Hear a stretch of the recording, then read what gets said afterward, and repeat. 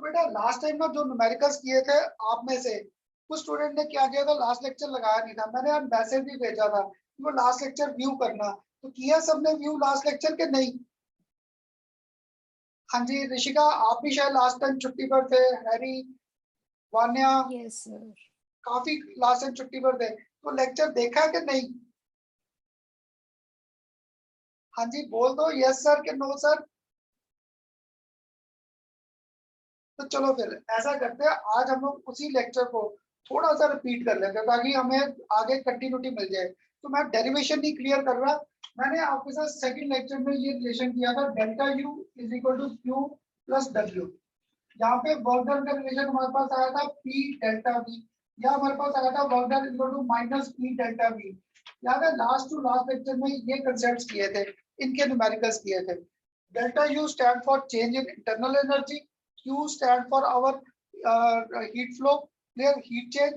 W represents work done by the system या on the system.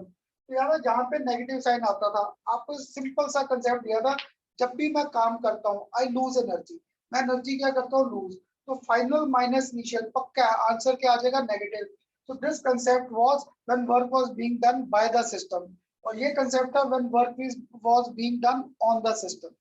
तो last time जिन्होंने lecture लगाया है उन्होंने नई प्रॉपर्टी पढ़ी थी delta H, this stand for change in enthalpy, this stand for change in enthalpy. ये आया था हमारे पास यहाँ पर चेंज इन एंथैल्पी का कंसेप्ट, तो ये रिप्रेजेंट करता था heat content contained in the system. तो मैंने क्या किया था लास्ट टाइम, अगर आप में से किसी को याद हो, डेल्टा एच, डेल्टा यू और ये वर्क डन, इन तीनों रिलेशन को आपस में रिलेट कर दिया था। इन तीनों को हम लोगों ने लास्ट टाइम रिलेट किया था, delta H is equal to delta U, साथ में क्या आ गया था पी डेल्टा वी। क्लियर? तो बेटा लास्ट टाइम इस कंसेप्ट के हम लोगों ने न्यूमेरिकल्स किए थे। सेकेंडली मैंने क्या किया था, डेल्टा एच को रिप्लेस कर दिया था इसके साथ heat change measured keeping pressure constant, फिर यू को रिप्लेस कर दिया था by heat change measured keeping volume constant. आपको कहता था ये PV is equal to NRT. ये हमारा कंसेप्ट कहाँ पे आना था, in our states of matter. अगर मैंने यहाँ पर P डेल्टा V किया है, यहाँ पर मैं डेल्टा NG साथ में क्या कर सकता था RT, इस वैल्यू को यहाँ पर पुट कर देते थे। अगर पुट करते थे तो एक और रिलेशन आ गया मेरे पास घूम फिर कर, वो हमारे पास क्या आता है QP is equal to QV, साथ में क्या आ गया था यहाँ पर डेल्टा NG और RT। इस कंसेप्ट के लास्ट लेक्चर में हम लोगों ने न्यूमेरिकल्स किए थे, और मैंने आपको ना पेपर में लास्ट लेक्चर में इनकी डेरिवेशंस की थी और इनके न्यूमेरिकल्स। डेरिवेशन बेटा सीबीएसई के पेपर में है, तो आप एक बार लास्ट लेक्चर व्यू करना, उसमें ये सिंपल डेरिवेशंस कर रखी है। क्लियर? ये रिपीट इसलिए कर रहा था क्योंकि इसी कंसेप्ट को थोड़ा सा आज और डिटेल लेकर जाना है, तो फिर रिपीट कर देता हूँ जिससे मुश्किल लगा। Delta stand for change in enthalpy, इसे रिप्लेस कर दिया with heat change measured keeping pressure constant. Delta U क्या था, this was heat change measured keeping volume constant. तो ये टर्म्स को जब पुट किया तो QP is equal to QV plus delta NGRT। बेटा इन न्यूमेरिकल्स में ना सबसे ज्यादा डाउट्स आएंगे for the calculation of our delta NG। ये डेल्टा NG कैलकुलेट करना मुश्किल लगता है। तो आज ना आगे टॉपिक बढ़ाने से पहले मैंने आपसे लास्ट टाइम भी कहा था ना, ये नहीं कि many of the students of you were absent, इसलिए नहीं, आज मैंने एक दो न्यूमेरिकल पहले इसी कंसेप्ट के करने हैं ताकि हमारी एक लेक्चर की कंटिन्यूटी बन जाए। क्लियर? तो न्यूमेरिकल स्टार्ट करने से पहले, क्लियर, न्यूमेरिकल इनके स्टार्ट करने से पहले जस्ट बस एक आपको कहता हूँ न्यूमेरिकल्स में डेल्टा NG कैलकुलेट करना मुश्किल लगता है, तो एक रिएक्शन मैंने कंसीडर किया, hydrogen reacts with iodine to get formation of twice HI। Clear? मैंने आपको यहाँ पर दे दिया हाइड्रोजन गैसियस, आयोडीन कर दिया सॉलिड, और HI हमारे पास क्या है यहाँ पर गैसियस। तो तुम्हें से स्टूडेंट्स करना सर आपकी मर्जी, मेरी मर्जी नहीं थी बेटा। आयोडीन अगर आप लैब में देखोगे आपके पास आयोडीन वॉयलेट कलर के क्रिस्टल्स है। क्लियर? क्योंकि हाइड्रोजन कहाँ, आयोडीन कहाँ पे आता था, फ्लोरीन क्लोरीन ब्रोमीन आयोडीन। तो आयोडीन का साइज क्या हो गया बड़ा, एरिया ऑफ कॉन्टेक्ट ज्यादा, फोर्स ऑफ एक्शन स्ट्रॉन्ग। तो यहाँ पर क्या होता है, this could exist in the form of solid. तो 10th क्लास में आपने सबसे कॉमन किया होगा सब्लिमेशन, जब सॉलिड डायरेक्ट कन्वर्ट हो जाए किसमें, इनटू आवर गैसियस फॉर्म। तो बेटा ये आयोडीन सॉलिड का यही कंसेप्ट है, ये जैसे ही हीट करेंगे ये लिक्विड में नहीं जाता, this gets converted directly into our violet colour vapours, ये वॉयलेट वेपर्स में कन्वर्ट हो जाता है। मैंने आपको आयोडीन सॉलिड दिया। क्लियर? तो यहाँ पे मुझे अब कैलकुलेट क्या करना है, value of delta NG. Clear? तो बेटा जो स्टूडेंट लास्ट लेक्चर नहीं आए थे उनके लिए NG stand for our gaseous component. Clear? Delta क्या था? चेंज। चेंज याद है क्या था? Final minus initial. अगर फाइनल माइनस इनिशियल था तो देखो रिएक्टेंट में प्रोडक्ट में we are having two gaseous components, तो ये टोटल क्या आ गया? 2। अब एक सेकंड क्या करना था, यहाँ पर भी 2 है तो मैंने क्या लिखा? Iodine solid. अगर आयोडीन सॉलिड है तो we are having just one reactant in gaseous form, तो 2 माइनस 1, यहाँ पे डेल्टा एनजी की वैल्यू क्या आ जाएगी? 1। क्लियर? हाँ, अगर यहीं पे एक स्टूडेंट ने इस रिएक्शन को क्राइम कर दिया, अगर मैं यहाँ पे कर देता सारे के सारे गैसियस कंपोनेंट, क्लियर, यहाँ पे ट्वाइस HI, इसे भी गैसियस, सारे गैसियस कंपोनेंट्स कर दिए, तो in this case value of delta NG will come out to be 2 minus 2, यहाँ पर ये क्या आ जाएगा? 0। Clear? This comes out to be 0। ये था बेटा हमारे डेल्टा एनजी की कैलकुलेशन का कंसेप्ट। अब बताओ जो लास्ट लेक्चर नहीं आए थे, एटलीस्ट आज के न्यूमेरिकल्स के लिए क्यूपी, क्यूवी और साथ में डेल्टा एनजी का कंसेप्ट सबको क्लियर, या किसी को अभी भी डाउट है? और एग्जांपल पकड़ लेते हैं। हाँ जी बेटा, क्लियर सबको ये टर्म्स? हाँ जी बोल दो, yes sir, no sir. Yes sir. हाँ जी, सारे सभी बता दो बेटा मुझे। Ranbir, Ranbir, Harry, yes sir. Umar, सबको क्लियर? अगर क्लियर है तो ऐसा करो, एक न्यूमेरिकल स्टार्ट करने से पहले इसका आप मुझे एक और सॉल्व कर दो। मैंने क्या किया? We react nitrogen with hydrogen to give us formation of ammonia gas. चलो अभी इसको बैलेंस भी कर लेते हैं साथ में, ट्वाइस, और यहाँ पर ये क्या आ जाएगा? थ्राइस। ये रिएक्शन बैलेंस हो गया। तीनों के तीनों कंपोनेंट्स हमारे पास क्या है? गैसियस फॉर्म में है। All these three components in gaseous form. तो तुम लोग मुझे यहाँ पर बस ये बता दो, इस केस में डेल्टा एनजी की वैल्यू क्या है? इस केस में डेल्टा एनजी की वैल्यू क्या आएगी? 2 2। -2। सारे कंपोनेंट्स गैसियस। अगर गैसियस, हाँ गुड। अब जो -2 बोला है, यहाँ पे प्रोडक्ट में कितने आ गए? 2 माइनस 3 और एक ये 3 + 1 क्या हो गया? 4। तो 2 माइनस 4, तो डेल्टा एनजी की वैल्यू यहाँ पर क्या आ जाएगी? -2। तो बेटा न्यूमेरिकल में ना सबसे ज्यादा यही गलती रहती है, calculation of our delta NG. एक बार डेल्टा एनजी ठीक आ गया तो ये न्यूमेरिकल सबसे आसान। क्लियर? अब एक और कर ले इसका न्यूमेरिकल, ताकि आपको न्यूमेरिकल से इसके क्लियर हो जाए। करें एक और न्यूमेरिकल आज? देखो एक फर्स्ट न्यूमेरिकल। और कहता था ना, अगर कोई टिपिकल रिएक्शन है देन वी गिव रिएक्शन, तब हम आपको रिएक्शन मेंशन कर देंगे। तो बेटा यहाँ पर ना इस नेक्स्ट न्यूमेरिकल में हमें रिएक्शन गिवन है, अमोनियम नाइट्रेट NH4 NO2। इसे मैंने क्या कर दिया? हीट। तो हीट करके we get formation of nitrogen, साथ में आगे we get formation of twice water. यहाँ पर ये भी गैसेस, अमोनियम नाइट्रेट हमारे पास क्या है? सॉलिड। रिएक्शन हमें ये गिवन है। Clear? Decomposition of ammonium nitrite. हाँ बेटा, जब 12th क्लास की बात करता तो ये रिएक्शन गिवन नहीं होगा, बिकॉज जो नाइट्रोजन है that is in our P block. P block में नाइट्रोजन का सिंथेसिस का एक ये मेथड है, और तुम्हारे हर कंपटीशन में ना एक डिकम्पोजिशन का रिएक्शन आता ही आता है। तो ये decomposition of ammonium nitrate gives us nitrogen and water. अब देखो इसका question, when ammonium nitrite decomposes, when ammonium nitrate decomposes into nitrogen and water,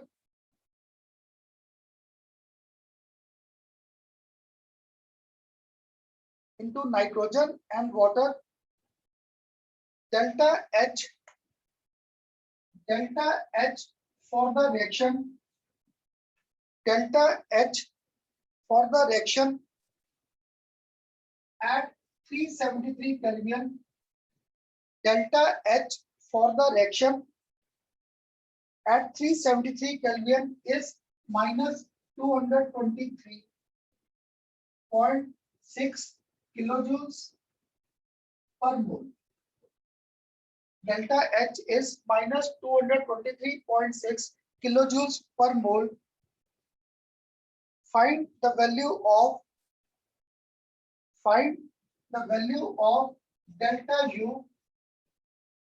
Find the value of delta U, that means change in internal energy, for the given reaction at same temperature. For the given reaction at same temperature. Clear?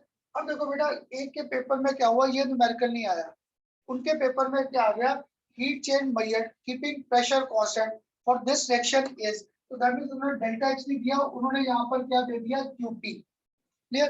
तो तुम लोग बताओगे, मैं यहाँ पर delta U ना पूछकर आपसे और क्या दे दूं कि आंसर सेम आए, है ना? गुड। क्योंकि अगर मैंने आपको डेल्टा यू नहीं, मैंने आपको पेपर में कर दिया सेम न्यूमेरिकल, और आपने आके मुझसे कहा खन्ना सर आपके पढ़ाई में से तो कुछ आया ही नहीं। क्लियर? मैम ने क्या किया, स्कूल में ये हटा दिया, और यहाँ पे क्या किया, measure heat change keeping volume constant, तो वन एंड सेम थिंग। अगर ये वन एंड सेम थिंग है, तो हमारे पास फॉर्मूला क्या था, delta H is equal to delta U, साथ में क्या था, delta N G R T.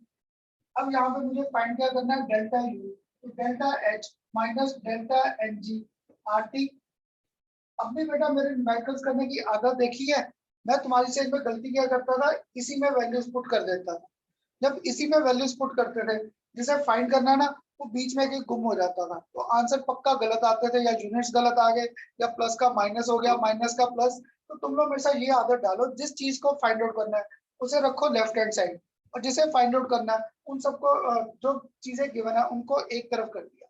अगर एक तरफ कर दिया, अब तुम लोग वैल्यूज पुट कराते जाओगे। डेल्टा एच क्या था इस केस में, गुड, माइनस 223.6, साथ में क्या था, किलो जूल्स, और साथ में क्या था, mole inverse, minus delta NG. इस रिएक्शन में तुम लोग बताओगे, मुझे नहीं पता, इस रिएक्शन में डेल्टा एनजी 3 अब देखो 2 3 3 3 2 प्लस 1 3 3, ये क्या था, हाँ। सॉलिड था। अगर सॉलिड है तो 3 माइनस 0, ये 3 आ गया, तो यहाँ पे ये वैल्यू आ गई 3। आर की वैल्यू मेरी 12th क्लास का आदत है आखिर में पुट करना। टेम्परेचर क्या दे रखा है यहाँ पर, टेम्परेचर आपको दे दिया 373 केल्विन। अब एक स्टूडेंट ने आर की वैल्यू क्रैम कर रखी थी मेरे साथ, सर आपने लिखवाई 8.314 to the जूल्स के इनवर्स, और साथ में क्या था, मोल इनवर्स। क्लियर? और देखा मैंने आपको वैल्यू किस में दी है, किलो में। अगर किलो में है तो that means I will have to express this also. अब कंपटीशन में तुम्हें आंसर का ध्यान रखना है कि मैंने जूल्स में दिया या किलो में। पर मैंने बेटा इतने साल पढ़ाते हुए देखा, we express answers almost in terms of kilo joules. Joules में अगर करेंगे ना, वैल्यूज बड़ी आ जाती हैं। किलो में सिर्फ इसलिए करते हैं ताकि हमारा आंसर क्या हो जाए, कंडेंस, छोटा करने के लिए। तो तुम लोग यहाँ पे ना आधे से ज्यादा स्टूडेंट ये वैल्यू पुट कर दोगे, तो मुझे यहाँ पर क्या करना पड़ेगा, 8.314 इंटू 10⁻³ फिर ये आंसर आएगा किलो जूल्स के इनवर्स, और साथ में क्या आ जाएगा, मोल इनवर्स। तो यहाँ पर ये वैल्यू आ गई 8.314 इंटू 10⁻³। अब तो कैलकुलेट कर सकते थे डेल्टा यू, आ जाएगा यहाँ पर डेल्टा यू। और अगर आपने डेल्टा यू कैलकुलेट किया इस न्यूमेरिकल में, तो इस केस में हमारे पास आंसर आ जाता है इसका, इसका answer to be round about -232। रफली ये आ जाएगा -232.2 किलो जूल्स पर। फिर ये था डेल्टा यू का आंसर। क्लियर? अब बताओ यहाँ पर आज ये न्यूमेरिकल सबको क्लियर? हाँ जी बेटा, सबको क्लियर जितने थे, क्योंकि लास्ट क्लास आप में से काफी छुट्टी पर थे। सबको क्लियर है न्यूमेरिकल? हाँ जी, कर सकते थे ऐसे? क्लियर? इसलिए क्या होता है, ये थर्मोडायनामिक्स का चैप्टर ना थोड़ा सा इंटरेस्टिंग रहता है, इनमें न्यूमेरिकल्स और थ्योरी पार्ट इकट्ठे ही चलते हैं। क्लियर? कर लो एक बार कंप्लीट, कभी आगे बढ़ते हैं।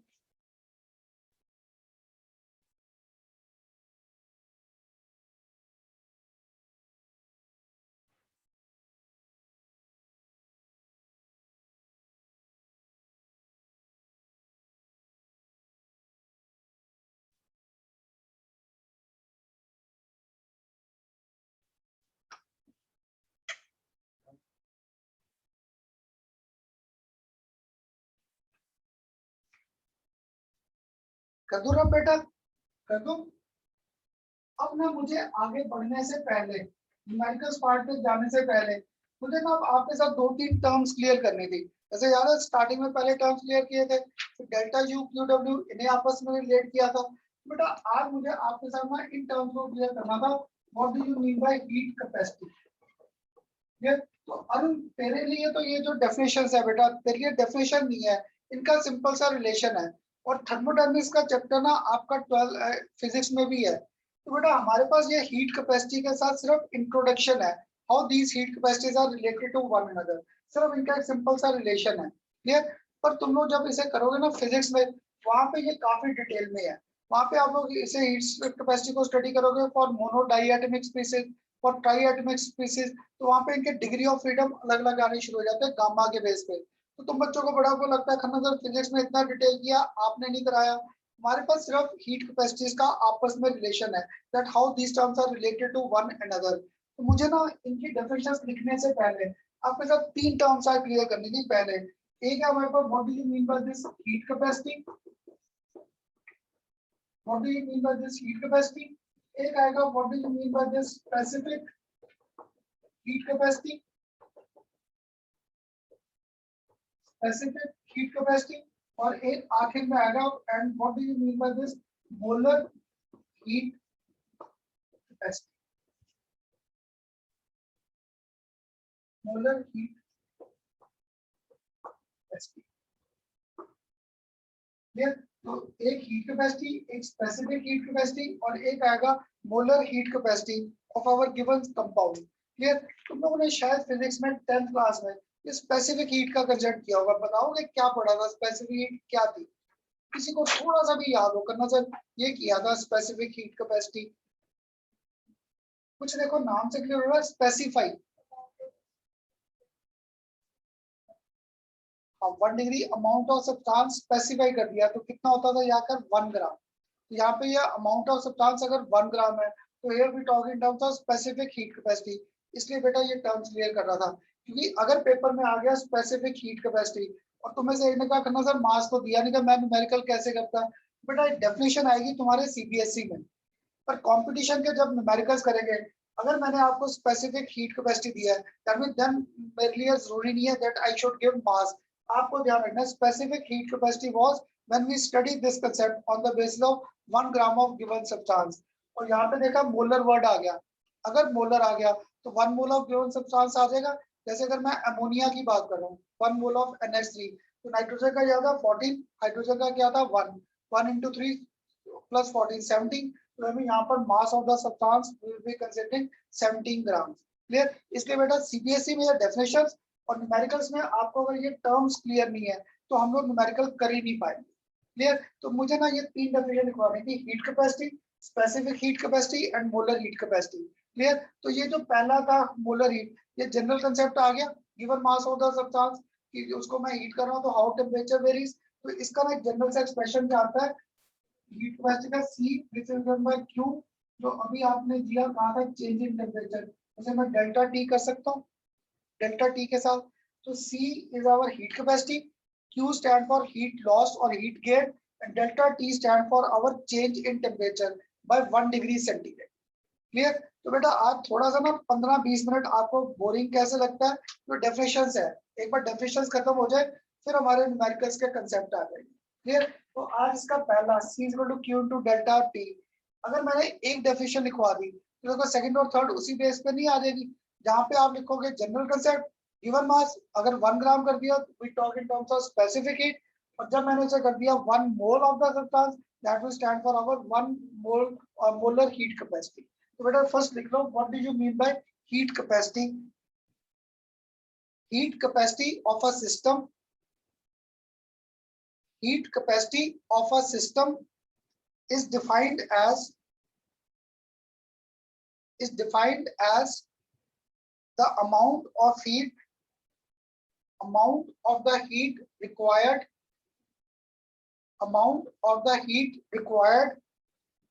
to raise the temperature of the system through 1 degree centigrade. To raise the temperature of the system through 1 degree centigrade. एक बेटा बस नेक्स्ट भी लिख लो मोलर का, फिर आपको लिखना आसान हो जाएगा। And this is given 1 degree centigrade, क्योंकि बेटा यहाँ पे ना डेल्टा T है, तो यहाँ पे देखो चाहे मैं डिग्री सेंटीग्रेड की बात करूँ चाहे kelvin, one and same thing. क्योंकि क्या होगा अगर आप करना सर मैं तो केल्विन में करूंगा तो 273 ऐड होगा 273 माइनस होगा, डिग्री सेंटीग्रेड में किया तो ऐसा। तो बेटा ये डेल्टा टी सबसे ज्यादा न्यूमेरिकल्स में कंफ्यूज करता है, क्योंकि एक शो करना सर 273 ऐड करना है या नहीं, आपकी मर्जी है, ऐड करो या ना करो, आंसर घूम फिर के सेम आएगा सिर्फ डेल्टा टी में, only in case of our delta T. Clear. एक next, what do you mean by this specific heat capacity? Specific heat capacity is defined as specific heat capacity of a system is defined as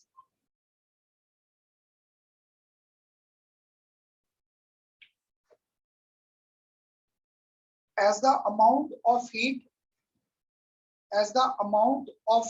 required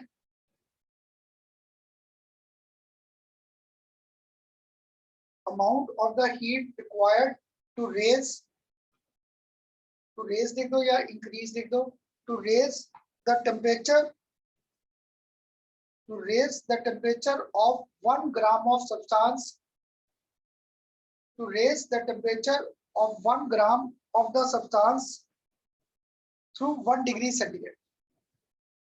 1 gram of the substance through 1 degree centigrade. Through 1 degree centigrade. और अब देखो तुम में से कोई तो बोल देगा मुझे इसकी डेफिनेशन क्या लिखे है, मोलर हीट कैपेसिटी। हाँ जी, अब देखो यहाँ पे मोलर हीट में सारी डेफिनेशन सेम रह जाएगी, बस जहाँ पे 1 ग्राम है 1 ग्राम को उठा के 1 मोल ऑफ द सब्सटेंस कर देंगे। हाँ जी बेटा, सबको क्लियर? अब ये तो नहीं लिखवाने की जरूरत मोलर हीट कैपेसिटी, चलो एक लिखना किसी ने कंटिन्यूटी में लिख लो, molar heat capacity of a substance, molar heat capacity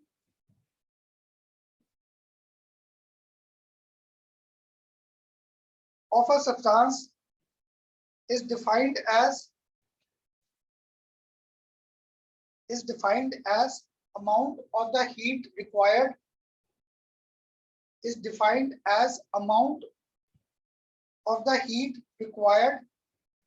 to raise the temperature of 1 mole of the gas या 1 mole of the substance through 1 degree centigrade.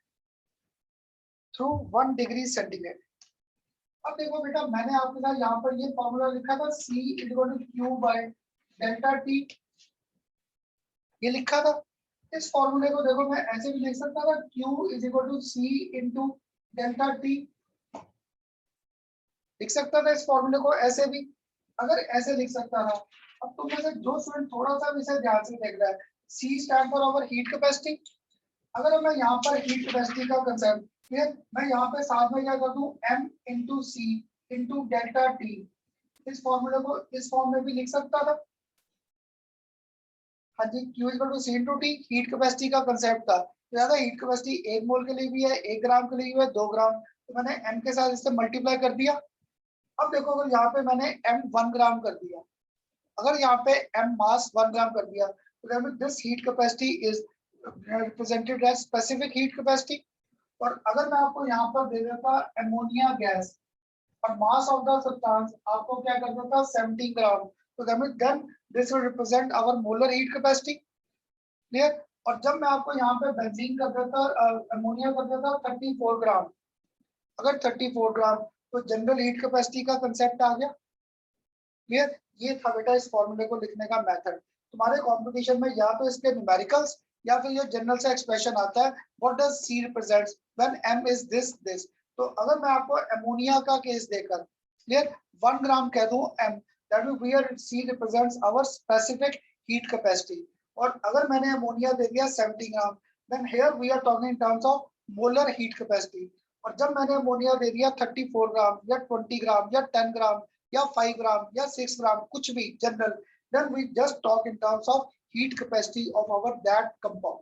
Clear. ये था बेटा इन तीनों टर्म्स को क्लियर करना था, जस्ट ताकि जब न्यूमेरिकल्स करें आपको ये कंसेप्ट क्लियर है कि यहाँ पे मास किस बेस पे है। क्लियर। अब बेटा मुझे ना न्यूमेरिकल स्टार्ट करने से पहले to find value of delta H and delta U, मुझे बस दो टर्म्स क्लियर करनी रहेगी और that was what do you mean by heat capacity,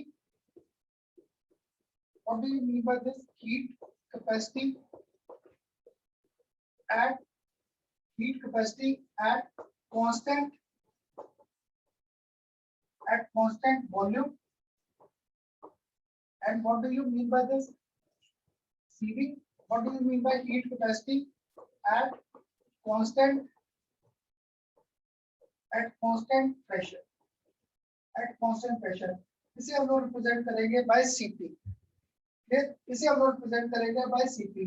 तो ये तुम्हारे ना 11th क्लास में या कंपटीशन में CP और CV, 11th क्लास में क्या होता है, ये CP और minus CP is given bye R, ये सिंपल सी डेरिवेशन आ रखी है। तो बेटा इस साल जेई के पेपर में या एनईटी में मैंने सिंपल पढ़ा था question, how heat capacity measured at constant pressure and volume are related to one another, ये सिंपल सी डेरिवेशन का कांसेप्ट आ रखा है, how CP and CV are related. Clear, यहाँ पर सिर्फ यहाँ पे ब्रेक लग गई, तो जब आप करोगे ना फिजिक्स में, थर्मोडायनेमिक्स में, वहां पे ये CP और CV को डिटेल में ले गए इन टर्म्स ऑफ गामा, ये डिग्री ऑफ फ्रीडम पे। तो वहां पे पता नहीं, मुझे याद नहीं थर्मोडायनेमिक्स 11th में आता है या 12th में, 11th में ही है, किया अभी के नहीं।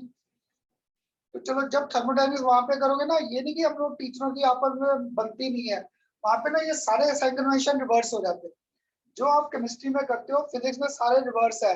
तो मैं तो नहीं बोलता, कहीं फिजिक्स वाले टीचर कहते हो केमिस्ट्री वालों को समझ नहीं आता, वो सारे कंसेप्ट उल्टे हैं, बेटा उनके पास अपने लॉजिक्स है, हमारे पास अलग है।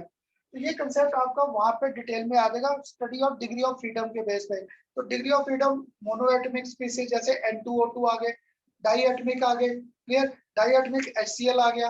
अगर मैं ट्राई की बात करूं तो मेरे पास ट्राई के बेस पे हमारे पास घूम फिर के CO2 आ जाएगा, ट्राइएटमिक C और O2, वो डिग्री ऑफ फ्रीडम आपके फिजिक्स में आ जाएंगे। हमारे पास सिंपल CP और CV का रिलेशन है, वो how these two are related, या ये दोनों की डेफिनेशंस। तो एक लिखवा दूं, what do you mean by heat capacity at constant volume, किसी को तो क्लियर हो रहा होगा, when we measure this heat change taking place at constant volume that will be our heat capacity at constant volume, या एक pressure का concept आ जाएगा। लिख लो एक नेक्स्ट, बस ये लास्ट डेफिनेशन है आज के लेक्चर की। क्लियर, पहले कौन सा CV लिखा था, चलो CV की लिख लो first. This molar heat capacity at constant volume means, molar heat capacity at constant volume means the heat supplied to a system, heat supplied to a system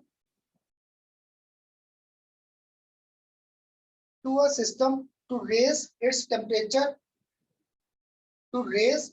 temperature through 1 degree centigrade, to raise its temperature through 1 degree centigrade,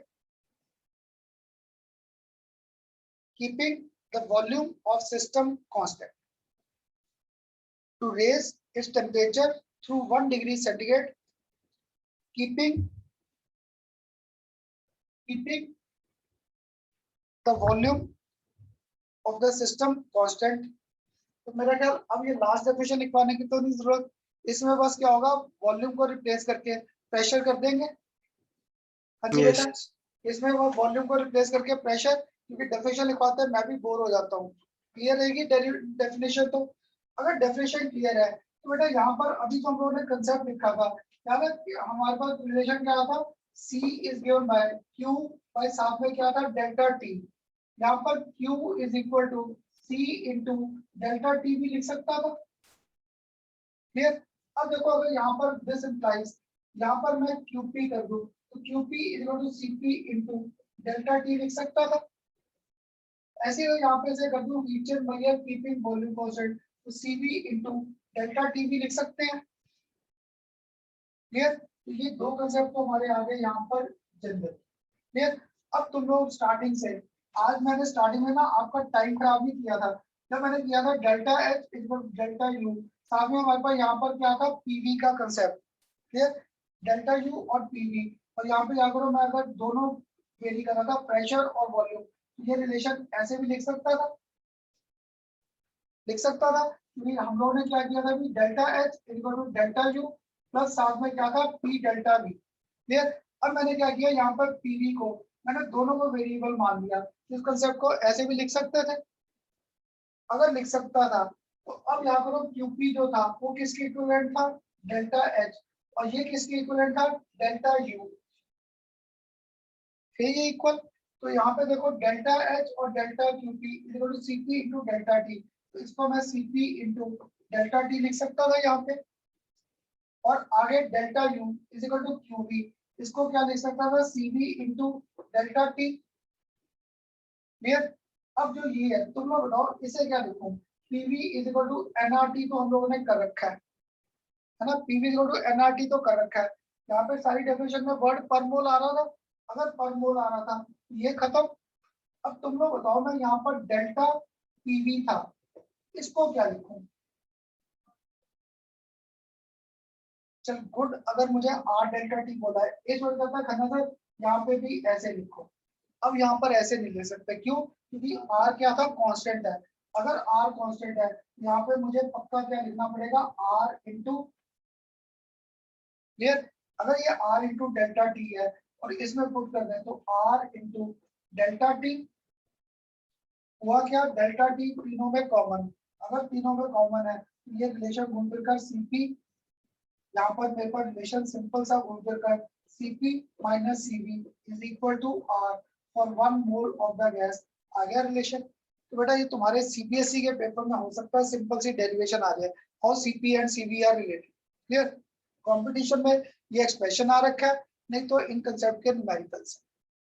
clear. Numerical तुम्हारे चले गए physics में, हमारे पास सिर्फ इन दो properties का relation था, that how these two are related to one another. Clear. तो अब बताओ बेटा ये हीट कैपेसिटी का अगर ये डेरिवेशन आ गया सिंपल 1 मार्क या 2 मार्क्स में आता है सारा, how CP and CV are related to one another. फिर रिपीट कर देते हो अगर किसी को मुश्किल लगा, सी क्या था, क्यू बाय डेल्टा टी, तो Q is equal to C into delta T. Clear. अगर मैं यहाँ पर कर दूं heat change measure keeping pressure constant, तो यहाँ पर ये क्या आ गया, सीपी का कंसेप्ट। वॉल्यूम कर दूं तो यहाँ पे सीबी आ गया, डेल्टा क्यूपी को डेल्टा एच और क्यूवी क्या था, डेल्टा यू। ये लास्ट टाइम हम लोगों ने किया था रिलेशन एंथैल्पी का, H is equal to U plus PV. Clear. Delta H को सीपी डेल्टा ई, इसको सीवी कर दिया और इसको delta T common cancel out, so we are just left with simple relation how CP and CV are related to one another. Clear. अब बताओ यहाँ तक तो कर सकते थे। क्लियर। अगर यहाँ तक कर सकते थे, अब बेटा हमारा थ्योरी पार्ट खत्म। अब आज का बाकी लेक्चर ना हमारा इनके न्यूमेरिकल्स पे है।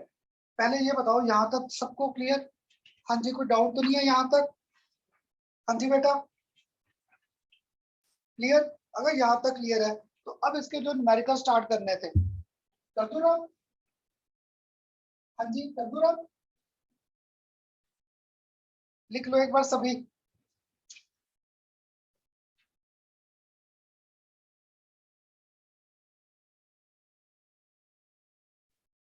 अब बेटा मैंने अभी आपके साथ देखा है क्या किया था, कंसेप्ट ऑफ डेल्टा एच और डेल्टा यू। तो जब मैं तुम्हारी सेम में पढ़ता था ना 11 12 क्लास में, तो मुझे याद है हमारे डीएवी कॉलेज था मेरा, तो हमारे टाइम ना 11 12 स्कूल्स में नहीं थी, हमारे टाइम 11 12 कॉलेज में थी।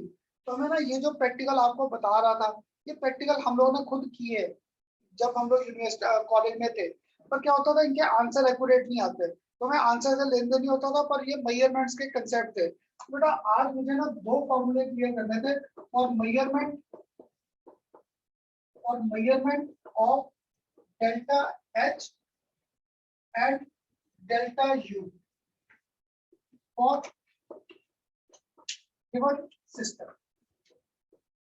मुझे कंसेप्ट क्लियर करने थे that how we can measure delta H and delta U for our given system, क्योंकि इनके ना न्यूमेरिकल सबसे ज्यादा इंपॉर्टेंट है सीबीएसई और कंपटीशन में। क्लियर। इनके प्रोसेस नहीं आए, इनके हर बार न्यूमेरिकल्स के कंसेप्ट आ रखे। मैं तो लास्ट ईयर तक भी ना मैं इसके पूरे पेटर्स ड्रॉ करता था, फिर मैंने देखा मैं क्या 10 या 11 साल से इनके कभी भी वो फिगर्स आए नहीं, इनके न्यूमेरिकल्स आते हैं। तो मुझे देखो डेल्टा एच और डेल्टा यू मेजर करना है फॉर आवर गिवन सिस्टम। यहाँ पे टेम्परेचर चेंज है, तो बेटा इसका ना एक सिंपल सा प्रोसेस होता है। सिंपल सा प्रोसेस क्या होता है, अगर आप भी आपके लैब में कभी गए केमिस्ट्री की लैब में, तो अगर आपने 12th क्लास में नहीं रखा तो जब यूनिवर्सिटी तक जाओगे पक्का होता है वहाँ पे इंस्ट्रूमेंट यूज करते हैं for measuring this heat change. तो शायद 10th क्लास तक किया होगा, कोई नाम बताओगे क्या उस इंस्ट्रूमेंट को नाम देते हैं which are used to measure heat changes? हाँ, एक तो चल थर्मामीटर हो गया, क्लियर। वो थर्मामीटर सिर्फ टेम्परेचर दे रहा है, तो मैंने हीट चेंज वर्ड यूज किया। कैलोरीमीटर। हाँ जी, हाँ हाँ, क्या बोला, बोल बेटा, ठीक। थर्मोस्टेट भी यूज करते हैं, क्लियर। या कैलोरीमीटर्स, अभी एक स्टूडेंट ने प्रॉपर वर्ड दिया था कैलोरीमीटर। बेटा कैलोरीमीटर क्या होता है? Instrument that we use for measuring heat change. तो जो दिया आपने कहा ना टेम्परेचर चेंज, वो तो देखिए इसमें सिर्फ एक पार्ट है, C is equal to Q by delta T। तो हम लोग थर्मामीटर को यूज में लाते हैं और मेजरिंग दिस।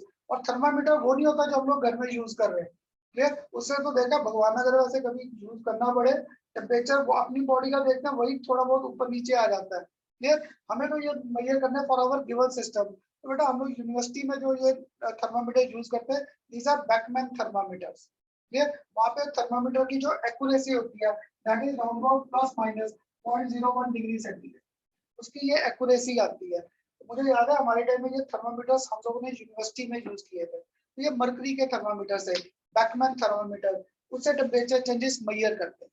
तो एक बेटा हमारा फॉर्मूला आता है for measuring this delta U, for measuring this delta U. तो ये ना डेरिवेशन लास्ट ईयर भी क्या तुम्हारी बुक्स में भी नहीं है, सिर्फ इसका फॉर्मूला है to find change in internal energy. इसके लिए फॉर्मूला क्या होता है? इस फॉर्मूले में ना सी को रिप्लेस कर दिया क्यू के साथ, हीट कैपेसिटी, क्लियर। साथ में क्या हो जाता है? Into delta T, clear. अब याद है नंबर ऑफ मोल्स हर बार क्या आता था? Given mass divided by molar mass. पर यहाँ पर ये फॉर्मूले में चेंज है, इसमें क्या होता है? Into M stand for molar mass of the substance divide by M mass of the substance considered. बेटा इस फॉर्मूले के न्यूमेरिकल्स तुम्हारे कंपटीशन तक सबसे इंपॉर्टेंट है, clear. That whenever we measure delta U for our given system we make use of this formula. Q stand for heat capacity of our given system, clear। Delta T जो भी आपने दिया कहा था temperature change, वो हम लोग major करते हैं, पर इसे मेजर करने के लिए ये थर्मामीटर यूज करते हैं, बैकमैन थर्मामीटर। अगर स्पेलिंग लिख देता हूँ आपको, this is known as our Beckmann thermometer.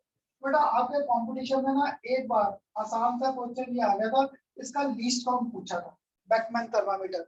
Least count means अगर फिजिक्स में प्रैक्टिकल कर रहे थे लीस्ट काउंट नहीं फाइंड करते, एरर का कंसेप्ट। तो क्या था इसका जो एक्यूरेसी फैक्टर है that is plus minus 0.01 degree centigrade, ये इतना टेम्परेचर हमें एक्यूरेसी से देता है। तो यहाँ पे जो डेल्टा टी मेजर करे thermometer, we make use of this Beckmann thermometer, clear. और इसका एक्यूरेसी फैक्टर क्या रहता है? Plus minus 0.01। अब बेटा 11th 12th में तो हमें इतना कॉस्टली देंगे नहीं। मुझे याद है जब यूनिवर्सिटी में मैं बात कर रहा हूँ 88 89 जब मैंने अपनी एमफिल की थी, क्लियर। तो बेटा उन दिनों में ये थर्मामीटर अगर टूट जाता हमारे से, तो कहते थे हमारे से पैसे लेंगे, तो यूनिवर्सिटी में आज तक कभी हमारे से फाइन नहीं लिया था। तब उस टाइम इसकी cost he around about 600 rupees, तब इतने साल पहले। तो अब तो पता नहीं इसकी कॉस्ट ही कितनी होगी, इसमें सारा मर्करी फिल होता था, क्लियर। तो हाँ हमारे कॉलेज में क्या था ये नहीं देते थे, वहाँ पे थर्मामीटर सिंपल वाले जो अभी हम लोग कह रहे थे टेम्परेचर मेजर करना, तो वो हमारे पास होता था अप टू 100 डिग्री 200 डिग्री के थर्मामीटर्स होते थे सिंपल, उनसे आंसर एक्यूरेट नहीं आते थे, वो जस्ट एक मेथड था शो करने के लिए। तो देखो बेटा हम लोग क्या करते थे कैलोरीमीटर में, क्लियर। मैंने जो बॉक्स ले रखा है, जो बॉक्स ले रखा है, तो ध्यान रखना कैलोरीमीटर में वी कीप वॉल्यूम कांस्टेंट। जो उसमें हीट चेंज मेजर करते थे याद है delta U, this stand for heat change measure keeping volume constant. तो जो एपरेटस यूज करते थे that was called bomb calorimeter. उसमें मास ऑफ द सब्सटेंस क्या होता था? फिक्स। उसे हम लोग बर्न करते थे ऑक्सीजन की सप्लाई में। जैसे ही बर्न करेंगे कंबस्टन होगी, हीट प्रोड्यूस होगा, that is measured on the basis of delta T. तो ये होता था हमारा कैलोरीमीटर किस मटेरियल का बना है, क्लियर। जैसे देखो अगर मैं बना दूं किसका, एक बार बना दिया आयरन का, एक बार बना दिया वुड का, तो दोनों की हीट कैपेसिटी अलग अलग नहीं है ना। एक बार वुडन, क्योंकि मैंने जब यूनिवर्सिटी में प्रैक्टिकल किया था बेटा, खुद बनाए थे पेटर्स, तो हम लोगों ने वुडन बॉक्स लिया था कैलोरीमीटर। पर अब जो तुम्हारे स्कूल्स में है, जो अच्छे स्कूल्स है, वुडन बॉक्सेस तो हो गए बाहर, अब वहां पे हमारे पास मेटालिक आ गए। तो किसी ने आयरन का ले रखा है, किसी ने स्टील का ले रखा है, किसी ने किसी और मटेरियल का, तो सबकी हीट कैपेसिटी अलग अलग है, क्योंकि सबको ध्यान वुड का हीट कैपेसिटी कम रह गया, क्लियर। और जो आयरन है गुड कंडक्टर ऑफ हीट, उसकी हीट कैपेसिटी ज्यादा। तो this depends on the material considered. For making our calorimeter. तो ये delta T change in temperature आ गया, एम आ गया molar mass of substance, M mass of the substance which we are considering for our given reaction. तो बेटा आज इसी कंसेप्ट के न्यूमेरिकल्स आएंगे डेल्टा यू के। Q heat capacity, delta T साथ में M into M. Clear. Second मुझे मेजर क्या करना है, delta H change in enthalpy, this is also known as heat of neutralization. Clear. तो बेटा इसके लिए जो सेकंड था डेल्टा एच मेजर करने के लिए हीट ऑफ न्यूट्रलाइजेशन, तो इसको ना हम लोग डेल्टा एच या एक और वर्ड क्या करेंगे, मेजर हीट ऑफ न्यूट्रलाइजेशन। इसके न्यूमेरिकल्स ना आपके सीबीएसई और कंपटीशन में सबसे ज्यादा आते हैं। और यहाँ पे देखना हमारा कंसेप्ट जो फर्स्ट चैप्टर में किया था मोलैरिटी, है ना, आपको कहता था ना मोलैरिटी आगे धीरे धीरे यूज भी आएगा, यहाँ पर मोलैरिटी का कंसेप्ट यूज में आएगा, तो थोड़ा सा आपका मोलैरिटी का पार्ट रिवीजन में आ जाएगा। तो देखो यहाँ पर जब मैंने ये लिखा है हीट ऑफ न्यूट्रलाइजेशन, तुम लोग कोई बताओगे हीट ऑफ न्यूट्रलाइजेशन का कंसेप्ट कब आएगा पिक्चर में? हीट ऑफ न्यूट्रलाइजेशन का कंसेप्ट कब आएगा? किन चीजों को मिक्स करूं न्यूट्रलाइजेशन हो सकता है? एसिड और बेस, है ना, एसिड और बेस। एसिड और बेस को अगर मिक्स करूं तो वहां पे न्यूट्रलाइजेशन का कंसेप्ट आ जाएगा। तो देखो इसमें एक सिंपल सा रिएक्शन लिया मैंने आपके साथ, HCl और इसको मिक्स किसके साथ किया, विद NaOH।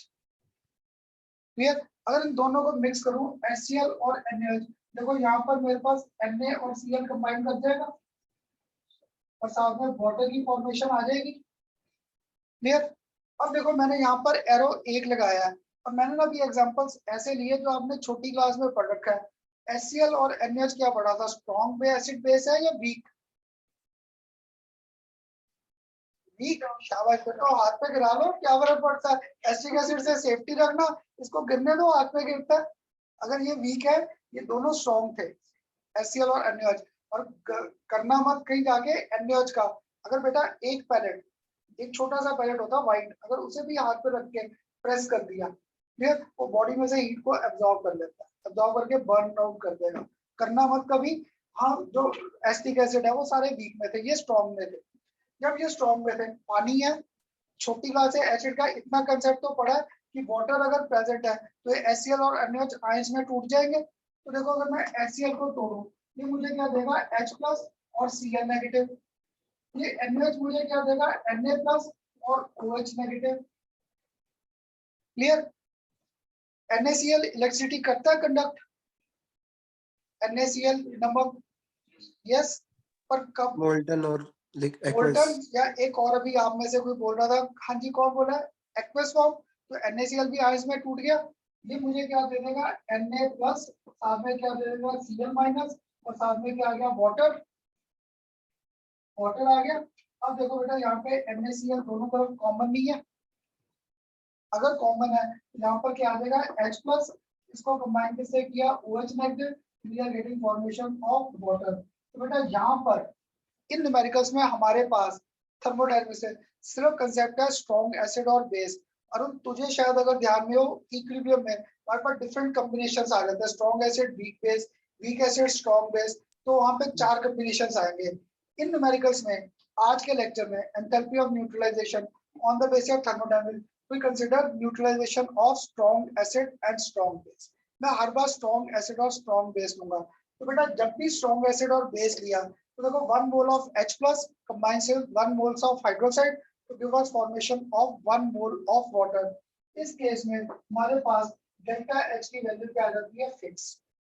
क्लियर। और इसको ना जब भी हम लोग हीट करते हैं तो ये न्यूट्रलाइजेशन में हीट इज इवॉल्व, इसलिए यहाँ पर साइन कन्वेंशन क्या आता है, माइनस 57.1 किलोजूल्स पर मोल। तो जब भी हम लोग स्ट्रॉन्ग एसिड और बेस को मिक्स करेंगे, तो बेटा ये आज हमारे न्यूमेरिकल का सबसे बड़ा लॉजिक था। whenever we mix strong acid and base, 1 mole of H plus and 1 mole of OH negative, heat evolved, this value is fixed, minus 57.1 kilojoules per mole। Clear. ये हर बार हमारे पास क्या रहेंगे, फिक्स। तो देखना आज ना न्यूमेरिकल्स में मोलैरिटी का कंसेप्ट और एक किया था लिमिटिंग रिएजेंट, दोनों का कंसेप्ट यूज में आ जाएगा। यहाँ पे ये भी 1 मोल है, ये भी 1 मोल है। क्लियर। अब देखो अगर मैंने यहाँ पर, तुम लोग बताना, अगर मैंने दोनों के 2 मोल्स लिए, अगर दोनों के 2 मोल्स लिए, बताओगे what will be the value of enthalpy change then? इसका ट्वाइस हो जाएगा ना, है ना। अब तुम लोग बताओ सोच कर, अगर मैं इसका ले रहा हूँ 1 मोल और इसके 2 मोल्स, इसका 1 मोल और इसका ले रहा हूँ 2 मोल, अब जो एंथैल्पी ऑफ न्यूट्रलाइजेशन है, एक ने कहा खन्ना साहब मल्टीप्लाई बाय 2, एक कहता नहीं सर यही रखो, किसकी बात मानूं? सही यही रखेंगे। है ना, गुड। क्यों यही रखेंगे? क्योंकि ये इस बार एक्सेस दे दिया, ये लिमिटिंग था। तो बेटा इसलिए ना तुम्हारे कंपटीशन में पहले चैप्टर में से न्यूमेरिकल रेयर है, क्लियर, क्योंकि वो हमारा पूरा 12th क्लास तक कहीं ना कहीं टॉपिक्स डिस्ट्रीब्यूटेड है, मोलारिटी मोलालिटी लिमिटिंग एजेंट्स वो सारे। हाँ तुम्हारे सीबीएसई में तो फर्स्ट चैप्टर में से आने हैं, कंपटीशन में जाकर ऐसे न्यूमेरिकल्स आते हैं जहाँ पे हमारे दो दो तीन तीन चैप्टर्स कंपाइल हो जाए, क्लियर। तो यहाँ पर मैं क्या था, मुझे बस हीट ऑफ न्यूट्रलाइजेशन का आपको प्रोसेस क्लियर करना था। अगर डेल्टा एच लिखा है मैंने यहाँ पर, that means we are keeping pressure constant. तो बेटा इसका ना सिंपल सा कंसेप्ट दे रहा था, ये मैंने खुद यूनिवर्सिटी में क्या, स्कूल में कॉलेज में किया था। हमें क्या देते थे, thermal flask, clear, thermal flask. उसमें हम लोगों ने क्या किया, known quantity of HCl add कर दी, known volume of HCl add कर दिया। साथ में उसके क्या होता था, थर्मल फ्लास्क में स्टरर है, क्लियर, स्टरर है, और ऊपर से हम नोन क्वांटिटी ऑफ NaOH लगे ऐड करने। HCl में जब NaOH जाएगा, HCl में जब NaOH दोनों में न्यूट्रलाइजेशन होगी, तो जो मेरा थर्मामीटर है उसका टेम्परेचर बढ़ना शुरू हो जाएगा। तो we note down its initial temperature, हम लोग उसका इनिशियल टेम्परेचर नोट डाउन कर लेते हैं। फिर जैसे जैसे NaOH ऐड करना शुरू किया, पूरा NaOH ऐड कर दिया, तो we note down temperature till this temperature reading becomes consistent. जब तक वो कांस्टेंट नहीं हो रहा, मींस मेरी रिएक्शन चल रहा है, क्लियर। तो जहां पे वो टेम्परेचर फिक्स हो गया उसे नोट कर लेते हैं, तो T2 माइनस T1 का कंसेप्ट आ जाएगा। हाँ जी स्मर्थ, सबको ये क्लियर हो रहा है? वहां पे T2 माइनस T1 का कंसेप्ट आ जाएगा, then we can measure this enthalpy. अब देखो मैंने यूज क्या की थी, थर्मल फ्लास्क। अगर मैंने थर्मल फ्लास्क यूज की थी, ओपन है, तो मींस प्रेशर कांस्टेंट, तो यहाँ पे QP का कंसेप्ट आ गया या डेल्टा H का कंसेप्ट आ गया, because now we are measuring heat change of neutralization when our this क्या था मेरे पास यहाँ पर, प्रेशर वाज केप्ट कांस्टेंट, क्योंकि मैंने ओपन रखा है। तो दैट मींस जो मेरा एटमॉस्फेरिक प्रेशर है वही बोतल का भी होगा, फ्लास्क का भी टेम्परेचर वही होगा, दैट्स व्हाई डेल्टा एच का मेजरमेंट है। अब बेटा जब इसके न्यूमेरिकल करेंगे ना, मैंने अभी सबसे आसान केस लिया है HCl और NaOH। तो देखो जब भी स्ट्रॉन्ग एसिड और बेस लिया है, तो मैं से एक में क्या होगा, मतलब मैं तो यहाँ पर HNO3 कंसिडर करूंगा। अगर ये कंसिडर किया, यहाँ पे क्या आ जाएगा, NaNO3 आ जाएगा, क्लियर। तो यहाँ पे क्या हो जाएगा, मेरे पास Cl नहीं, यहाँ पर भी क्या आ जाएगा, NO3 माइनस, यहाँ पर भी कौन सा आ जाएगा, NO3 माइनस। अभी तो बेसिक रिएक्शन यही घूम के आ जाएगी कि नहीं, क्लियर। इसलिए बेटा आज के लेक्चर का सबसे इंपॉर्टेंट कंसेप्ट था, we only consider strong acid और स्ट्रॉन्ग बेस, क्लियर। पर अब तुम लोग बताओ, अगर मेरा ये कंसेप्ट क्लियर था, यहाँ पे भी ये 1 मोल है, अब अगर मैं यहाँ पर इसे हटाकर यहाँ पे कर देता H2SO4, तो अब तुम लोग बताओ हाइड्रोजन आयंस इस बार भी 1 मोल रहे, इस बार ट्वाइस नहीं हो जाएंगे, तो मुझे आंसर को 2 से मल्टीप्लाई करना पड़ जाएगा। ये था न्यूमेरिकल्स का कंसेप्ट। फिर आप मुझे इसी कंसेप्ट के न्यूमेरिकल्स करने थे, जिससे अभी भी डाउट आ रहा है खन्ना साहब मुझे नहीं समझ आ रहा क्या बोल रहे हो, बेटा न्यूमेरिकल में ये कंसेप्ट क्लियर हो जाए। मैंने अभी बोला था ना, नॉन वॉल्यूम लेते थे हम लोग सब्सटेंसेस का, तो वॉल्यूम को याद करो, कैपिटल M से रिलेट करते थे molarity, number of moles dissolved per litre of the given solution, उसी के आज न्यूमेरिकल्स के कंसेप्ट है, क्लियर। तो पहले ये बताओ सबको, ये फॉर्मूला तो क्लियर हुआ एंथैल्पी ऑफ न्यूट्रलाइजेशन? हाँ जी, ये देख हाँ ये देख, अगर देख मैं HCl को तोड़ रहा हूँ, अगर HCl को ब्रेक कर रहे हैं, you are getting H plus Cl minus, तो इसका भी 1 मोल, इसका भी 1 मोल बना। पर अगर मैं यहाँ पर कर दूं H2SO4, ये क्या देगा मुझे ब्रेक करके, अगर ये टूटेगा ये क्या देगा, आप बताओ सभी। हाँ जी बेटा क्या देगा ये मुझे, एक SO4 2 माइनस, है ना, और साथ में क्या देगा 2H प्लस। तो अब ये 1 मोल से ये 2 नहीं हो गए, ये कंसेप्ट था।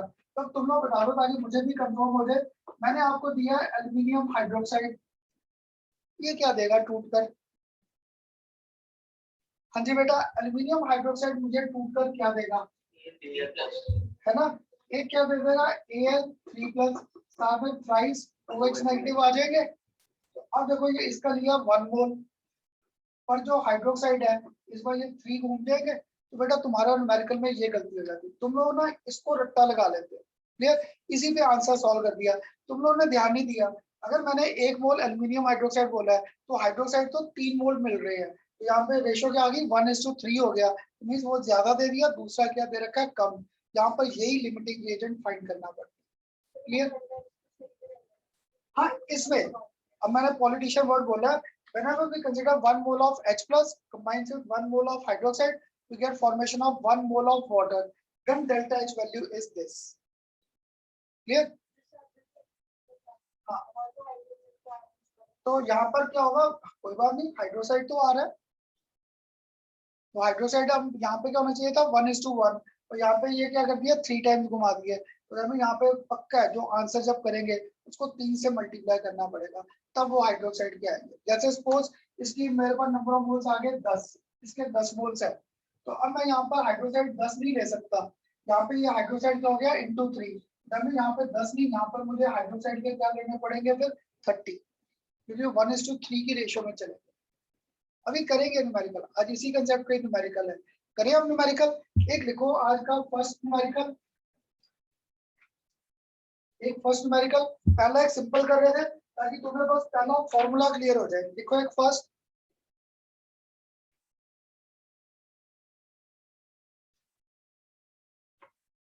One gram of carbon, 1 gram of carbon is burnt, 1 gram of carbon is burnt in bomb calorimeter.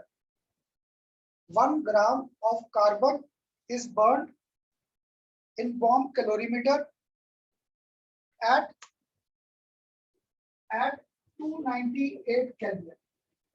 At 298 Kelvin in free supply of oxygen. In free supply of oxygen,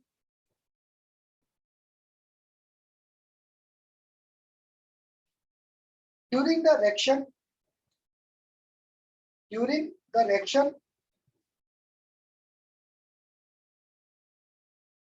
temperature rises from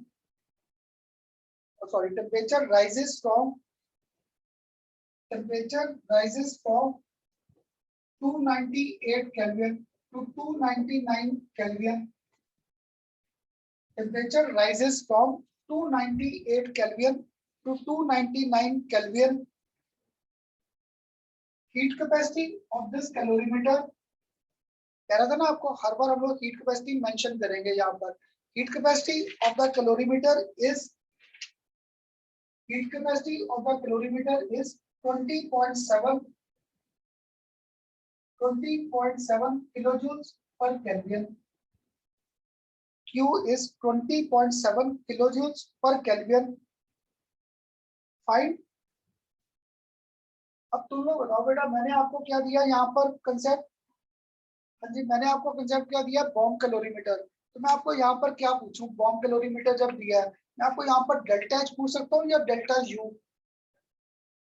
ना, क्योंकि अभी tip दिया था जब calorimeter है तो हमें वहां पे मेरा बॉक्स है तो मींस मैंने वॉल्यूम क्या कर दिया वहां पर फिक्स, वॉल्यूम फिक्स किया है। तो here we can ask only one term, find value of delta U. मैंने आपको कह दिया find the change in internal energy of the given system, find the change in internal energy of the system. तो अगर मैंने delta U पूछ लिया तो देखो डेल्टा यू का फॉर्मूला किया था Q into delta T into क्या था मेरे पास m डिवाइडेड बाय m। तो Q की वैल्यू मेरे पास यहाँ पर क्या है 20.7, ये डेल्टा टी 98 से 99, ये घूम फिर के 1 केल्विन आ गया।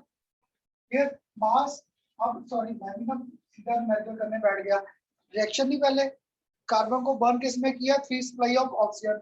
अब देखा मैंने एरो पहले लगा दिया, तो कार्बन को बर्न ऑक्सीजन, तो क्या आ गया CO2, ये बेसिक रिएक्शन आ गई। अगर बेसिक रिएक्शन आ गया तो अब यहाँ पर मेरे पास कार्बन का एटॉमिक मास क्या था 12 ग्राम पर मोल, ठीक, और मैंने मास ऑफ द सब्सटेंस कितना लिया 1, आ जाएगा डेल्टा यू यहाँ से आ जाएगा। अब बेटा क्या होता है, यही न्यूमेरिकल जब तुम्हारे कंपटीशन में आता है, क्लियर, तो मैं यहाँ पर आपको अगर कर देता 10 gram of carbon is burn, अगर 10 ग्राम कर देता तो बस यहाँ पर नीचे तुम्हारा 10 ग्राम ही हो जाएगा, ऐसे करके वो वेरिएशंस आती है। क्लियर? या यहाँ पे क्या कर दूं, 10 moles of the carbon is burn. जब मैंने आपको दे दिया 10 moles of carbon is burn, 10 grams of carbon, 10 moles of this are burn, तो कार्बन का क्या था 12, मैंने अगर 10 मोल कर दिए तो 10 मोल का 120 नहीं हो जाएगा? ऐसे वो स्टेटमेंट्स को चेंज कर देते। क्लियर? इसलिए मैं तो अभी पहला न्यूमेरिकल कर रहा था, इसलिए आपको डायरेक्ट दे दिया 1 ग्राम ऑफ सब्सटेंस। ये न्यूमेरिकल कंपटीशन में आ जाएगा 10 मोल्स ऑफ कार्बन, नहीं ग्रेफाइट यूज कर दूंगा क्योंकि एलोट्रोपिक फॉर्म नहीं है। क्लियर? इसलिए मैंने आपको कार्बन बोला है और बुक में ये न्यूमेरिकल है on the basis of graphite, या क्या कर दूं डायमंड, कुछ भी कर सकते हैं। क्लियर? तो अगर इसे आप सॉल्व करोगे ना, ये आंसर आ जाएगा हमारा ओलंपिक का यहाँ पर -248.4 किलो जूल्स, और साथ में क्या आ जाएगा पर। इसलिए आपको कह रहा था न्यूमेरिकल्स में ये ध्यान रखना, सारे न्यूमेरिकल्स हमारे पास जो आंसर्स आएंगे these are on the basis of per mole. Clear? ये सारे पर मोल पे आते हैं।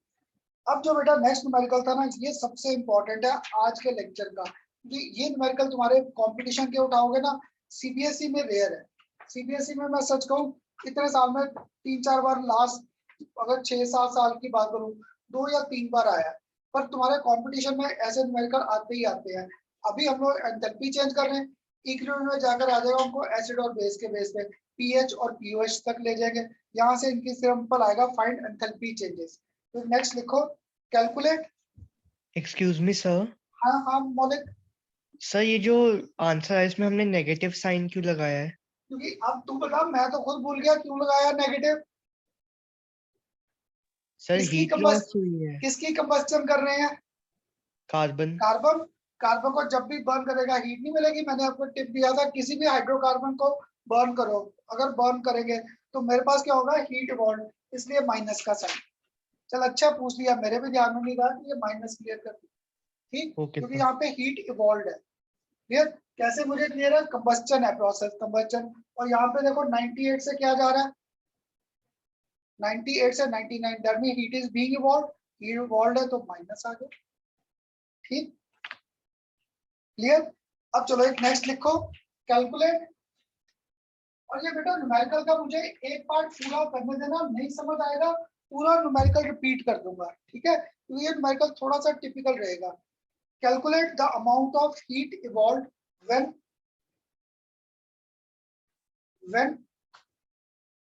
फर्स्ट केस और एक सेकंड केस। यहाँ पर हमें 2 केसेस दे रखे हैं, फर्स्ट और एक सेकंड। क्लियर? फर्स्ट केस हमें यहाँ पर दे रखा है, क्लियर? फर्स्ट केस यहाँ पर हमें दे रखा है 500 cubic centimeter of 0.1 molar HCl. HCl is mixed with 200 cubic centimeter with 200 cubic centimeter of 0.2 molar NaOH solution. NaOH solution, ये फर्स्ट केस। और सेकेंड हमें दे रखा है यहाँ पर 200 cubic centimeter of 0.2 molar H2SO4, H2SO4, और साथ में 400 cubic centimeter of 0.5 molar KOH solution.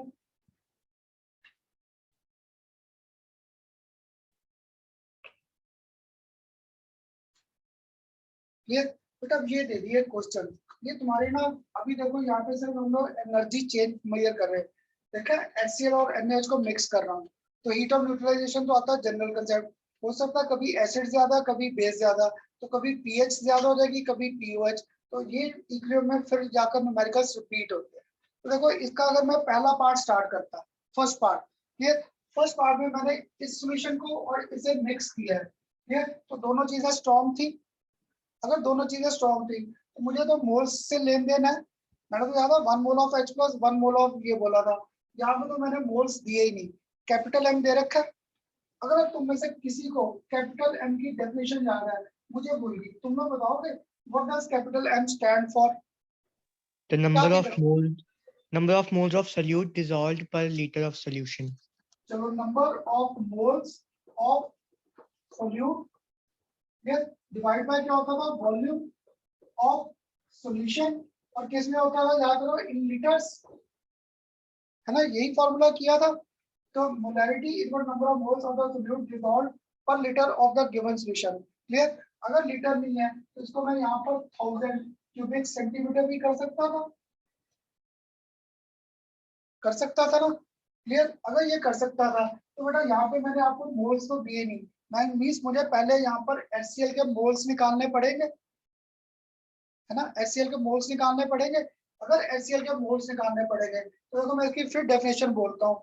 तो क्या था, नंबर ऑफ मोल्स, कितने मोल्स डिसॉल्व कर रहा हूँ उसके, 0.1 मोल। क्लियर? 0.1, और कितने वॉल्यूम में कर रहा हूँ, 500 क्यूबिक सेंटीमीटर में। तो मैंने क्या किया, मुझे ये फॉर्मूला याद नहीं था। क्लियर? मैंने इस मोलैरिटी को तोड़ा, तो क्या था, नंबर ऑफ मोल्स 0.1 किसमें डिसॉल्व किए, पर लीटर क्या था, 1000 क्यूबिक सेंटीमीटर। मैंने वॉल्यूम कितना दिया, 500। तो याद है तुम्हें शुरू से आदत डाली है, जो चीज गिवन है उसे कहाँ लिखते हैं, लेफ्ट हैंड, जिसे फाइंड आउट करना है that is on right hand side. तो इस कंसेप्ट को मैं ये लिख सकता ना, ध्यान से सोच कर आंसर देना, 1000 cubic centimetre of HCl solution contains कितना, 0.1 मोल्स ऑफ HCl। क्लियर? मुझे कितना वॉल्यूम दे रखा है, 500, तो 500 cubic centimetre of this will contain 0.1 divided by 1000 cubic centimetre into क्या हो गया, 500 क्यूबिक सेंटीमीटर। क्यूबिक सेंटीमीटर के साथ ये कट आ गए, तो ये घूम करके मेरे पास यहाँ पर 0.05 मोल्स ऑफ HCl आ गए। क्लियर? ये कंसेप्ट बेटा मैं आपको 11th में थर्मोडायनेमिक्स, क्लियर, इक्विलिब्रियम में, 12th क्लास में सॉल्यूशंस में, सब में क्लियर करता हूँ, सब में। पर हर बार कहीं ना कहीं स्टूडेंट इनमें फंस जाते हैं। ये न्यूमेरिकल हमारे 12th क्लास तक इंपॉर्टेंट है, पर एक स्टूडेंट को ना मेरे साथ यहाँ पे शॉर्ट फार्मूला मिल जाता है। शॉर्ट फार्मूला क्या मिल जाता है, सर जब भी आप नंबर ऑफ मोल्स फाइंड कर रहे हो, जब भी आप नंबर ऑफ मोल्स फाइंड कर रहे हो, देखा यहाँ पे मैंने क्या लिख दी, मोलैरिटी। क्लियर? साथ में क्या कर दिया, जो वॉल्यूम गिवन है डिवाइड किससे कर दिया, बाय 1000। क्लियर? तो तुम में से नेक्स्ट स्टूडेंट क्या करता है, जब ये फाइंड करना था मोल्स ऑफ, क्लियर, अब मुझे मोल्स ऑफ किसके फाइंड करने थे, साथ में NaOH, उसने क्या मुझे जल्दी करा दिया, कहता करना सर मुझे तो ये फॉर्मूला याद हो गया।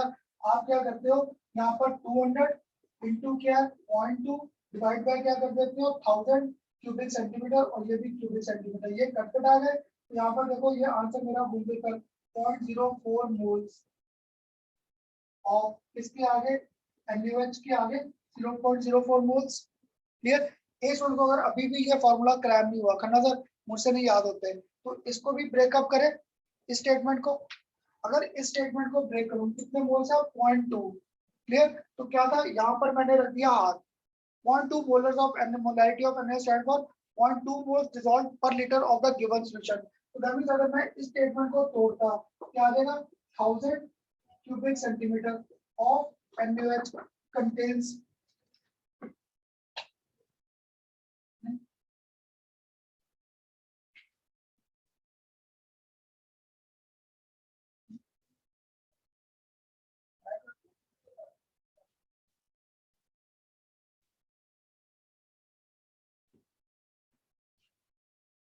तो अब देखो बेटा यहाँ पर मेरे पास 1000 cubic centimetre of NaOH contains कितना आ गया मेरे पास, यहाँ पर 0.2 मोल्स। क्लियर? तो अगर यहाँ पर 200 है तो क्या आ जाएगा, 0.2 डिवाइडेड बाय 1000 इनटू क्या आ गया, 200 क्यूबिक सेंटीमीटर।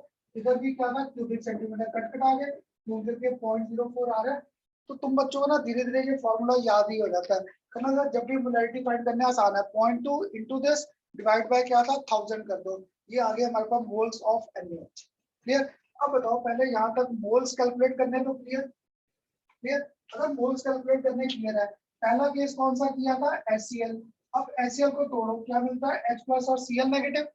तो अगर इसका 1 मोल है तो हाइड्रोजन के भी 1 मोल आ गए। तो जब मैं यहाँ पर मैं आगे इसको और अगर ब्रेक करूँ, देख सकता हूँ 0.05 मोल्स ऑफ H प्लस, ऐसे यहाँ पर इसको लिख सकता हूँ आगे 0.04 मोल्स ऑफ OH नेगेटिव, लिख सकता हूँ। अगर लिख सकता हूँ, अब मेरे पास क्या था H प्लस, इसको कंबाइन किससे किया OH नेगेटिव, मिल क्या रहा वाटर, डेल्टा H की वैल्यू क्या थी -57.1 किलोजूल्स पर मोल। ये एक एक मोल के लिए था। मेरे पास हाइड्रोजन के कितने मोल्स है 0.05, हाइड्रोक्साइड के कितने मोल्स है 0.04। तो तुम लोग बताओ जो मैं कर रहा था मेरे केस में एनर्जी चेंज, क्लियर, जो एनर्जी चेंज वैल्यू है, क्लियर, हम लोगों ने क्वेश्चन क्या मेरे दिमाग से निकल गया, क्या कहा आपको फाइंड करने के, calculate the amount of heat evolve. तो तुम लोग बताओ amount of heat evolve is equal to, clear, एक ने मुझे कहा करना सर 57.1 को 57.1 को क्लियर मल्टीप्लाई करो किसके साथ 0.0 को, एक कहता हूँ मल्टीप्लाई करो 0.05 से, किससे करूं, है ना, क्योंकि यहाँ पे ये क्या 0.02 दे रखा है एक्स्ट्रा, ये एक्स्ट्रा दे रखा है, ये कम है, अगर कम है तो limiting reagent was our hydroxide ion, तो यहाँ पर पक्का है इसे मल्टीप्लाई किससे करना पड़ेगा 0.04। इसे बेटा ये न्यूमेरिकल ना तुम्हारे सीबीएसई में मैंने 2-3 बार बस पढ़ा होगा, कंपटीशन में सारे न्यूमेरिकल हमारे इसी कंसेप्ट के ज्यादा है, ये तो देखो इस यहाँ पर मैंने करते करते आपके थर्मोडायनेमिक्स का कंसेप्ट, मोलैरिटी का कंसेप्ट, क्लियर, सारी चीजों को लिमिटिंग रिएजेंट सबको एक ही न्यूमेरिकल में इकट्ठा कर दिया, क्लियर। तो यहाँ पर अगर आपने इसका आंसर फाइंड आउट किया तो ये आ जाएगा आंसर घूम फिर के फर्स्ट केस में, तो ये घूम फिर के 0.04, this comes out to be 2.284 kilo joules, 2.284 kilo joules आते हैं, क्लियर। अब बताओ बेटा सबको पहला क्लियर हुआ या शुड आई रिपीट, हाँ जी स्मर्थ सबको क्लियर हुआ कि नहीं, स्मर्थ ने सबसे पूछ रहा हूँ विनायक सबको क्लियर हुआ ये न्यूमेरिकल पहला यस सर। क्लियर Yes, सबको। अब ऐसा करते हैं अगर पहला न्यूमेरिकल क्लियर है लिख लिया सबने, हाँ जी बेटा नोट डाउन कर लिया, ऐसा करते हैं अब मैं बोर्ड को सारा रन कर देता हूँ ताकि मुझे ना नेक्स्ट पार्ट अब तुम लोग करवाना, मेरा क्योंकि हाल पूरा है पढ़ाई में, क्लियर। अब मुझे ये सेकंड केस करना है, सेकंड केस, तो शायद तुम में से अब कोई मुझे यहाँ पर direct number of moles of H2SO4 बताओगे, अच्छा कर भी लिया तब बोल, तो यहाँ पर ये क्या हो जाएगा 0.2 मल्टीप्लाई बाय क्या हो जाएगा 200 डिवाइड बाय क्या हो जाएगा 1000 क्यूबिक सेंटीमीटर, और ये भी क्या है ना क्यूबिक सेंटीमीटर, तो ये घूम के 0.04 मोल्स ऑफ किसके H2SO4 आगे, क्लियर। अभी भी अगर बेटा किसी को ये फॉर्मूला क्लियर नहीं है, देखो मैं फिर हाथ रख रहा हूँ, इधर मैंने हाथ रख दिया, तो मोलैरिटी की डेफिनेशन क्या थी मोल्स डिसॉल्व्ड पर लीटर, तो 1000 cubic centimeter of H2SO4 contains कितना 0.2 moles of H2SO4, क्लियर। तो यहाँ पे 200 cubic centimeter will contain 0.2 divide by 1000 into क्या है 200, तो बेटा यही नहीं आ रहा घूम फिर के, क्लियर। इसलिए बस आपको आदत डालता हूँ, ये ना 12th क्लास तक करता हूँ, 12th क्लास में भी बड़े स्टूडेंट मुझे सॉल्यूशंस के न्यूमेरिकल में भी ऐसे ही कहते हैं लिखो, खन्ना सर ये नहीं याद रहता, पर ये सिंपल सा कंसेप्ट था, दोनों को मल्टीप्लाई कर दो डिवाइड बाय 1000 कर दिया, क्लियर। तो इसको ड्रॉप कर देता हूँ ताकि मेरी मिक्सिंग ना रहे, क्लियर। यहाँ पे मोल्स ऑफ H2SO4 आ गए। अब नेक्स्ट मुझे फाइंड आउट करना था नंबर ऑफ मोल्स ऑफ किसके KOH, क्लियर। अब KOH के अगर फाइंड करना है तो तुम लोग बताओगे इसको क्या करूं, मुझे नहीं आ रहा करना,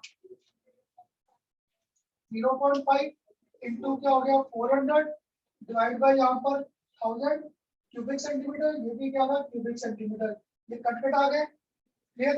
तो यहाँ पर कितने आ गए हाँ जी 0.02 फिर एक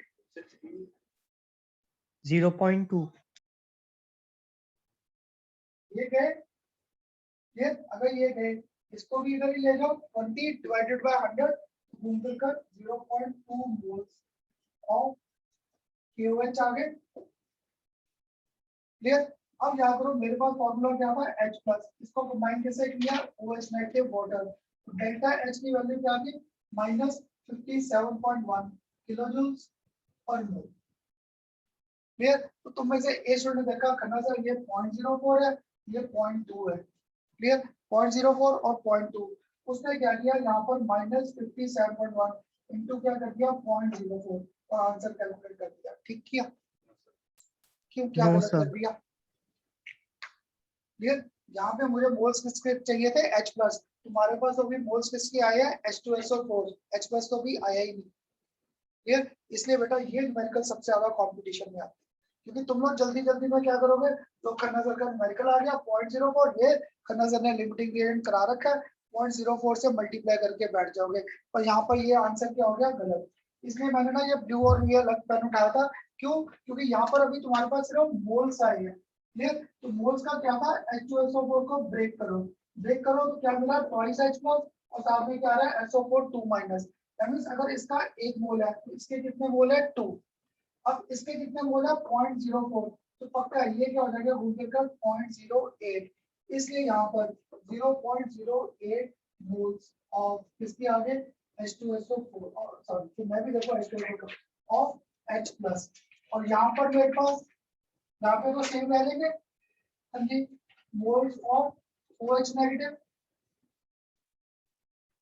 क्लियर, तो अब यहाँ पर पक्का है मुझे 57.1, इसको मल्टीप्लाई किससे करना पड़ेगा बाय 0.08 के साथ। क्लियर, अगर 0.08 से किया तो ये आपका आंसर घूम फिर के आ जाएगा यहाँ पर हीट बॉल 4.568 किलो जूल्स, ये आ जाएगा यहाँ पर 4.568। इसलिए बेटा आपको ना मेरी आदत है पढ़ाते हुए कि पहले चीजें क्लियर कर दो, कैसे न्यूमेरिकल को कंफ्यूज कर सकते हैं।